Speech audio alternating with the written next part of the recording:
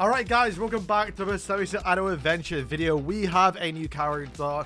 I think from what I saw from the maintenance notes, there was no mention of like an event that how we typically get during festivals. So it might not be Pug Barn or whatever the new festival is going to be. They might save that for like 2 weeks time, so it's closer towards the end of the year, and you can then do like a big celebration, very similar to how they do it on obviously 17th Grand Cross. So I think the right timing would be to get a seasonal character. So are we finally going to get a Christmas character, or are they going to keep towards the new theme they've been doing for the last like 4 weeks now, which was like the new season characters, Ludo. I keep saying Chaos Arthur, but Excalibur Arthur. So if I had to guess, maybe an Archangel, but I'd love to see like one of the higher ranked demons like Chandler Q. So let's see who it is. My favorite time of the week, who is it?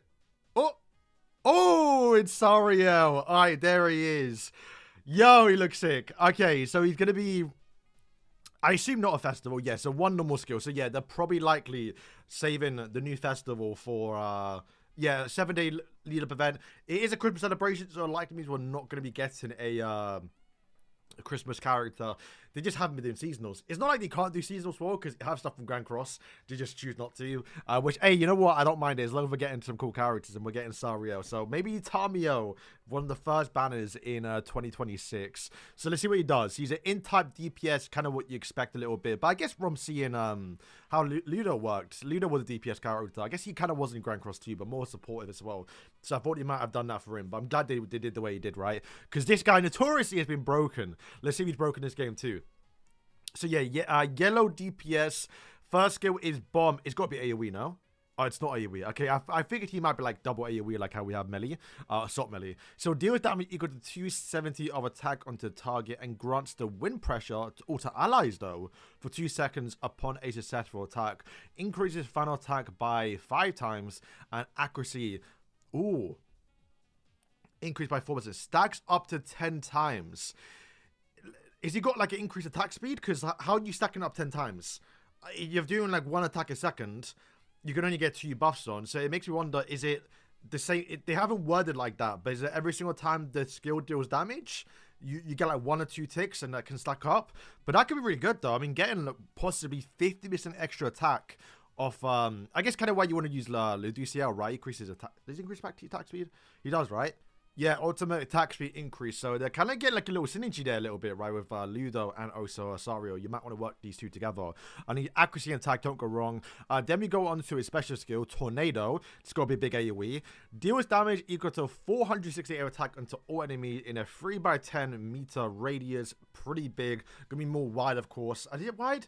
I always forget what the actual thing is. I think it's more back. So it's gonna be his single target skill, I think, right, from Grand Cross, where it'll be big, but it reaches further back. Pretty much the exact same as Chaos Arthur. I keep saying Chaos Arthur. Excalibur Arthur's ultimate, right, where it reaches the back line. Area in front of self for 5 seconds. Remove 1 buff from the target, and the final damage is increased by 5% for every 1% of the caster's remaining HP. Okay. This is normally typically good, right? We saw this with Escanor. Escanor has this on his ultimate, so it probably going to do a lot of damage. Doesn't look too crazy so far. Just remove the buff. To be fair, it's going to be pretty decent, right? A lot of buffs in the meta right now, Arthur. But I think Arthur can't remove that buff, right? But I think this could do some big damage, man. Like, I think that's one thing we saw from Luduciel was, like, on paper, he sounded pretty decent. But then, like, he did some pretty good damage, man. Like, this one right here, like, it was hard to judge how well it would do. And even the ultimate. But like, nothing too flashy though in terms of like what he does. But then we have the twin wind blade. Is that what he does in Grand Cross? I feel like I'm getting like Sariel Solar Seed vibes here a little bit. Deals damage equal to 1,237 attack onto all targets within 4 meters of the initial target. Grants turbulence to suffer upon a successful attack for 5 seconds. Turbulence is going to ignore target's defense by 90% and ignore crit defense by 30%. Very similar towards how he works a little bit towards Grand Cross. Obviously, a big thing a little bit. And I guess they're only probably going to do it, which is even like unique a little bit towards like if they're going to do it for a festival. There's no grace. We saw that a little bit from Luduciel. I don't think Luduciel needed it.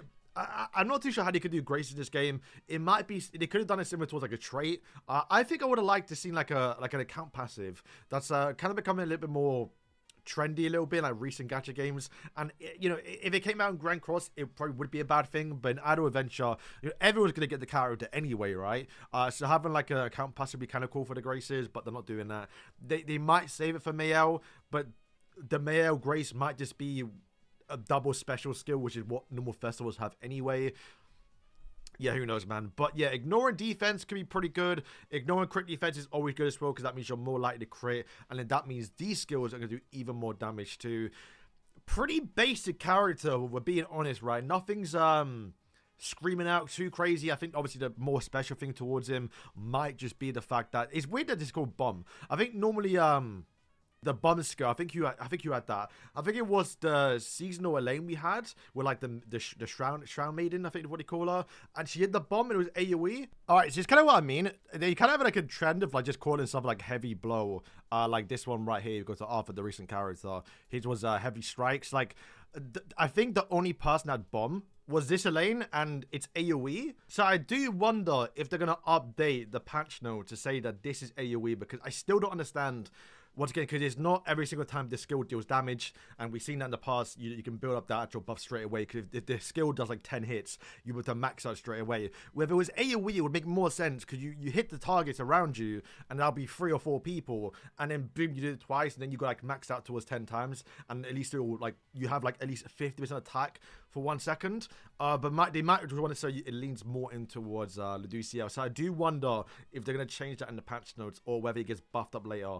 Not too sure. But yeah, like to say, pretty similar character. I think he will still be pretty good. I mean, obviously we got the addition of King recently for the yellow team, so they've been not only slacking a little bit. You have to kind of build up the newer characters like Valenti and obviously Gloxinia, so it's not like super easy to do. But we haven't really gotten that many yellows if you think about it. To like big DPS, I say that we've gotten quite a few, but like we haven't really gotten a really like gold. I do feel like yellows have been slacking a little bit. So Sarah make pretty a good addition towards Tower Trials.